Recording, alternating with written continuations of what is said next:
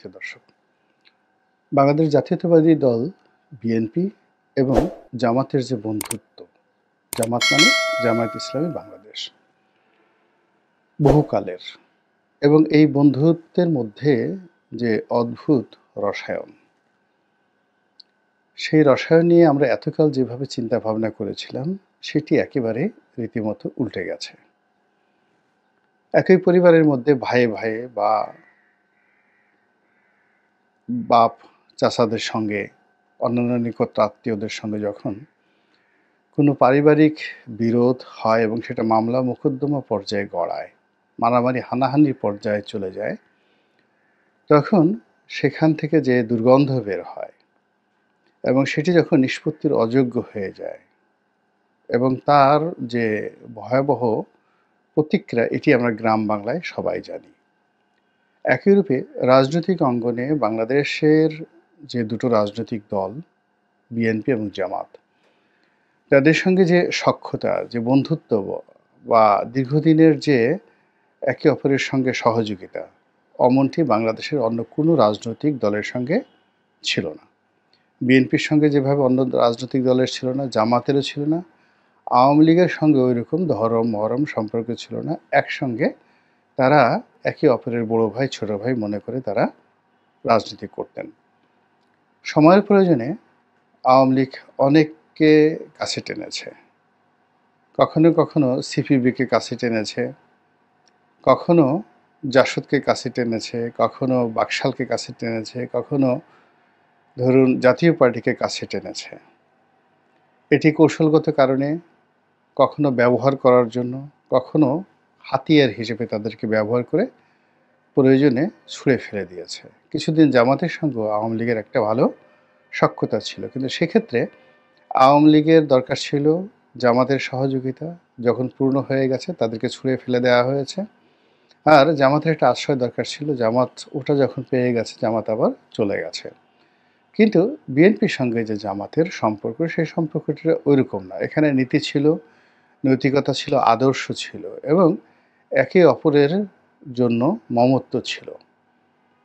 BNP যখন প্রতিষ্ঠা লাভ করলো তখন তারা দেখলো যে তাদের একজন অকৃত্রিম বন্ধু দরকার রাজনৈতিক অঙ্গনে, এবং সেক্ষেত্রে তারা জামাতকে বেছে নিয়েছিল। এবং জামাতের প্রতিষ্ঠা, জামাতকে রাজনৈতিকভাবে প্রতিষ্ঠা করা এবং জামাতকে ফুলে ফেঁপে বড় হয়ে ওঠার জন্য বিএনপি সেই যে ৭৫-এর ১৫ই আগস্টের পর থেকে, যেদিন থেকে শহীদ প্রেসিডেন্ট জিয়াউর রহমান ক্ষমতা লাভ করেছেন, সেই দিন থেকে জামাতকে তিনি লালন করেছেন, পালন করেছেন। এটি নিয়ে বিএনপির এখন এক ধরনের গোস্বা যে আমরা তোমাদেরকে যা কিছু করেছি, তোমাদের তো জিন্দিগি ভর কৃতজ্ঞতা প্রকাশ করলেও সেই কৃতজ্ঞতা শেষ হবে না। পরবর্তীতে যখন বিএনপি ক্ষমতায় এসেছে, জামাতকে ক্ষমতার সহযোগী করেছে এবং সরকারের মধ্যে জামাত ডিফ্যাক্টো সরকার হয়ে গিয়েছিল।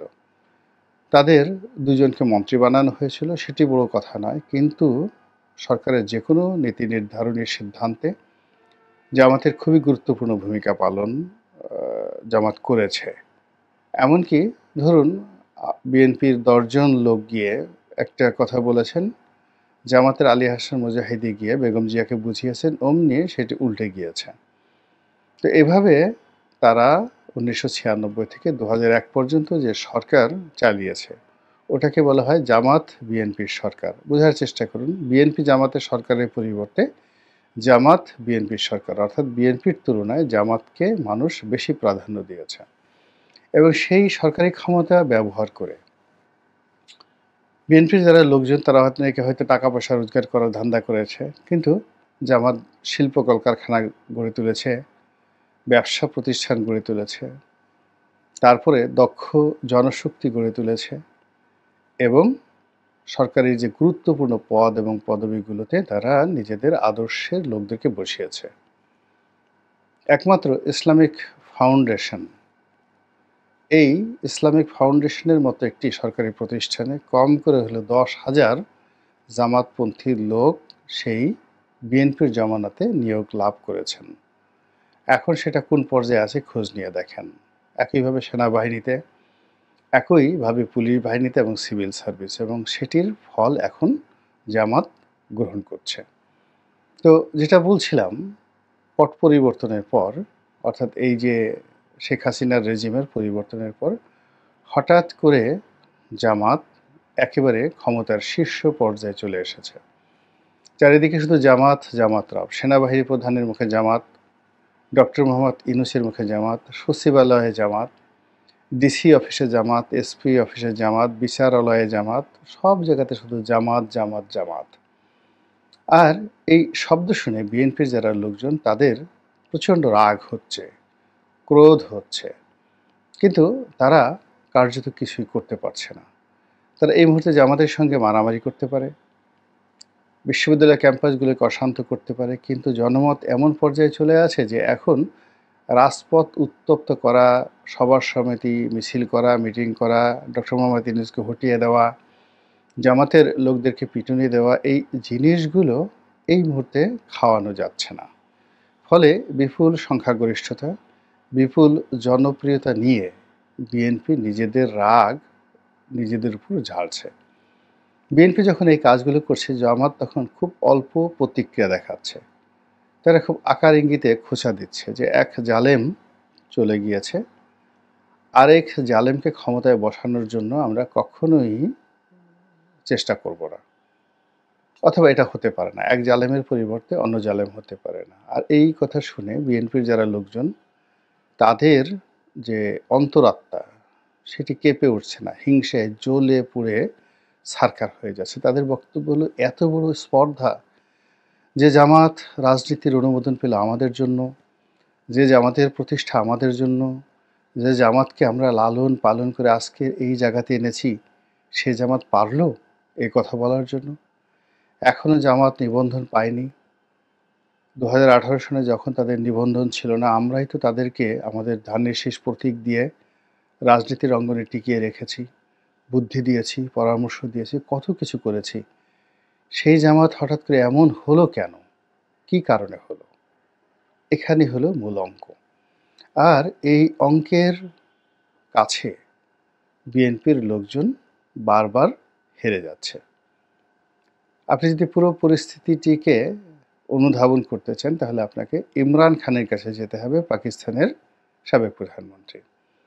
ইমরান খান একসময় খুব বলে বলিয়ান হয়ে পড়লেন। এশিয়াতে তো বটেই, সারা দুনিয়াতে তাকে নিয়ে জয় জয়কার শুরু হলো, এবং তার আহ্বানে পাকিস্তানে আসে না এমন কোনো রাষ্ট্রনায়ক ছিলেন না। দ্বিতীয়ত, তিনি জাতিসংঘে যান, চীনে যান, সৌদি আরবেতে যান, সব জায়গাতে তার জন্য রাজকীয় বিমানবহর আসে, এবং দেশের মানুষ তাকে প্রাণ খুলে ভালোবাসতে শুরু করে। কিন্তু তার দুটো জায়গাতে মারাত্মক দুর্বলতা ছিল। সেটি হলো, তিনি যে ক্ষমতাটাতে এসেছিলেন, তিনি জনপ্রিয় হয়ে গিয়েছিলেন এটা সত্য, কিন্তু ক্ষমতা এসেছিলেন সেনাবাহিনীর হাত ধরে, অনেকটা হামিদ কারজাইয়ের মতো করে। এই জন্য সেনাবাহিনী একটা এক্সপেকটেশন ছিল যে তিনি সেনাবাহিনীর নিয়ন্ত্রণে থাকবেন, কিন্তু ক্ষমতা লাভ করার পর তিনি সেনাবাহিনীকে উল্টো নিয়ন্ত্রণে নেওয়ার চেষ্টা করেছেন। তার দ্বিতীয় যে দুর্বলতা, সেটি ছিল পাকিস্তানের যে এলিট সমাজ, এই এলিট সমাজের সঙ্গে তার একটা বিরোধ তৈরি হয়ে গিয়েছিল, মারাত্মক বিরোধ। তিনি এই এলিট তন্ত্রকে বাদ দিয়ে আওয়ামী লীগের মতো করে আমজনতার রাজনীতি বা আম আদমির যে পার্টি, এইরকম একটা পলিসি তিনি শুরু করেছিলেন। 3 নম্বর হলো, তিনি সরাসরি আর্মির সঙ্গে বিরোধ এবং এমন সব কথাবার্তা বলা শুরু করেছিলেন যেটি পাকিস্তানের সচরাচর স্বাধীনতার পরে কেউ বলেনি। ফলে কি হলো, সকল সম্ভাবনা এখন কারাগারের মধ্যে চলে গিয়েছে, এবং তিনি সেখান থেকে বের হতে পারবেন কি পারবেন না এটা বলা যাচ্ছে না, এবং সেখান থেকে তিনি আর্মির সঙ্গে সমঝোতা করার জন্য চেষ্টা করে যাচ্ছেন। ঠিক একইভাবে বাংলাদেশে বিএনপি যখন ক্ষমতায় ছিল 2001 থেকে 2006, 96 থেকে 2001, এই সময়টিতে বিএনপির কতগুলো সমস্যা তৈরি হয়েছিল অর্থনৈতিক অঙ্গনে, রাজনৈতিক অঙ্গনে এবং প্রশাসনিক অঙ্গনে, বিশেষ করে মিলিটারি অঙ্গনে। এই জায়গাগুলো বিএনপি এখন পর্যন্ত রিপেয়ার করতে পারেনি। আর এই জায়গাগুলোতে জামাত সেখানে তাদের ক্ষমতা বৃদ্ধি করেছে, সৌহার্দ্যতা বৃদ্ধি করেছে, সম্পর্ক বৃদ্ধি করেছে এবং সেই জায়গাগুলোকে দিয়ে ক্রমশ বিএনপি রাজনীতিকে কঠিন থেকে কঠিনতর করে দিচ্ছে এবং এমন সব ঘটনা ঘটছে ক্ষমতার কে পয়েন্টগুলোতে, যেখানে ক্ষমতার চাবিকাঠি, সেই জায়গাগুলোতে প্রতিদিন এমন ঘটনা ঘটছে যে ঘটনার খবর বিএনপি জানতেই পারছে না। আর বিএনপি যখন ইউটিউবের মাধ্যমে বিভিন্ন সোশ্যাল মাধ্যমে জানছে তখন কিন্তু সর্বনাশ হয়ে গেছে। ২ নম্বরে যেটি হলো, বাংলাদেশের মানুষ সবসময় ক্ষমতার পূজারী। এখন ডক্টর মোহাম্মদ ইউনূসের হাতে ক্ষমতা আছে, এনসিপি নাগরিক পার্টির হাতে ক্ষমতা রয়েছে। এখন দেখবেন ছেলে বুড়ো গুঁড়ো সবাই এদেরকে তোয়াজ করছেন, তদবির করছেন, যে মানুষগুলো অনেক সময় আল্লাহর কাছে মাথা নোয়ায় না, এইরকম নাস্তিক। সেই সকল মানুষ এই ছাত্রদের জুতো টানার জন্য নয়, ছাত্রদের জুতো মাথায় নিয়ে ঘোরার জন্য তারা রীতিমতো যে বেহাল্লাপনা শুরু করেছে তা দেখে একেবারে ইবলিশ শয়তান পর্যন্ত থরথর করে কাঁপছে, যে মানুষের এত মতিভ্রম হতে পারে। ৩০ বছর, ৪০ বছর, ৫০ বছর পরিশ্রম করে যাকে নাস্তিক বানালাম এবং যাকে অবাধ্য বেয়াদব হিসেবে যার চরিত্র গড়ে তুললাম, সেই অবাধ্য বেয়াদব নাস্তিক লোকটি এখন এই ছাত্রদের, তার হাঁটুর বয়সী ছেলেদের জুতোর কাছে, স্যান্ডেলের কাছে এভাবে আত্মসমর্পণ করলো। এও কি সম্ভব? এই ঘটনা বাংলাদেশে ঘটছে। সেই জায়গাতে জামাত চমৎকারভাবে একটা সমান্তরাল ব্যালেন্স তৈরি করে ফেলেছে। তারা আস্তিক, নাস্তিক, ধার্মিক, ক্ষমতাধর যারা লোকজন রয়েছে তাদের কাউকে এখন পর্যন্ত খেপায়নি, কিন্তু বিএনপি মোরাললেস যাদের হাতে ক্ষমতা আছে তাদের সবাইকে খেপিয়ে দিয়েছে। এরপরের যে সমস্যাটা সেটা হলো, বিএনপির যারা বন্ধু ছিল সেই বন্ধুদেরকে তারা হারিয়ে ফেলেছে।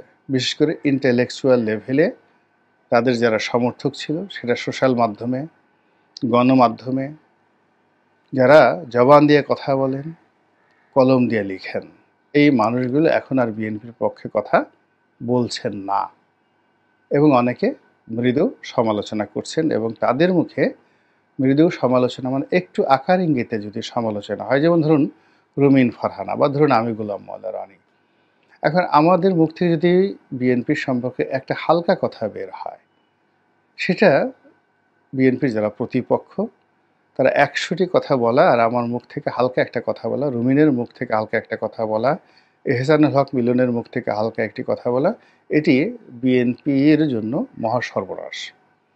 আবার দেখা গেল যে গত সেই ১৫ বছর ধরে যারা বিএনপির পক্ষে কলম ধরেছেন, কথা বলেছেন, বিএনপির জন্য জেল খেটেছেন, জুলুম ভোগ করেছেন, জীবন যাদের তছনছ হয়ে গেছে, যেমন ধরেন মাহমুদুর রহমান, আমার দেশের মাহমুদুর রহমান, এখন এই মানুষগুলো কেন বিএনপিকে ওন করছে না? এই মানুষগুলো কেন বিএনপির জন্য মমত্ববোধ পাচ্ছেন? তাদের বেদনা কি? কিংবা জাহিদিনের শফিক রেহমান কেন ডক্টর মোহাম্মদ ইউনূসের প্রশংসা করছেন? আবার বিএনপির অভ্যন্তরে যে সকল শীর্ষ নেতৃবৃন্দ রয়েছেন তারা কেন সময় পাস করছেন? কেন তারা জোর গলায় কথা বলছেন না? বড় বড় মানুষ, আমি নাম বললাম না কাউকে বিব্রত করার জন্য। তো এই সমস্ত কর্মের প্রায় সব জায়গাতে জামাতের একটা রসায়ন রয়েছে, আর সেই রসায়নের কবলে পড়ে বিএনপি অনেকটা শিশুর মতো পদে পদে ধরা খাচ্ছে। কাজেই আগামী দিনের যে ক্ষমতা, আগামী দিনের যে ইলেকশন, কিংবা তারেক রহমান সাহেবের প্রধানমন্ত্রী হওয়া বা রাষ্ট্রপতি হওয়া, এ সকল কিছুকে আবার নতুন করে শুরু করতে হবে, নতুন করে হিসাব করতে হবে। আগের সকল হিসাবগুলো সব তছনছ হয়ে গিয়েছে।